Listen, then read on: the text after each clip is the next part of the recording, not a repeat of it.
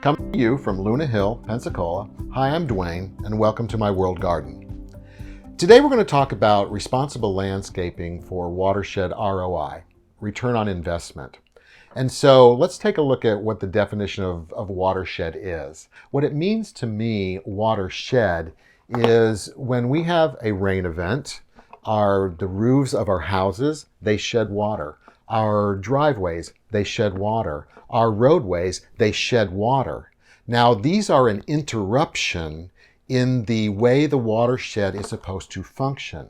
The rainwater is supposed to fall on the leaves, on the trees, and get into their roots and suck up that water and be communicated towards plants that need that water. But instead, the shedding is going directly down into the bay and the bayou, communicated on our roadways, picking up contaminants and such like that.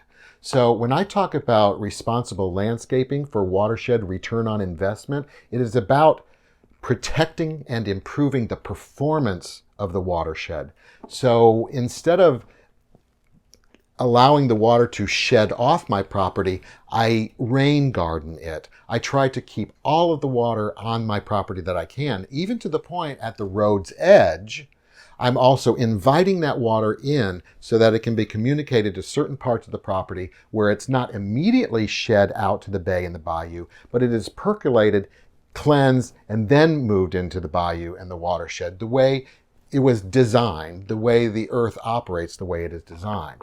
So when I say responsible landscaping for watershed return on investment, it's optimized growth in my native plants and food forest plants. It's habitat. It's making sure that the birds and the bees, they have all their plants as well. That's watershed function that I'm trying to get return on investment for this responsible landscaping that I'm doing.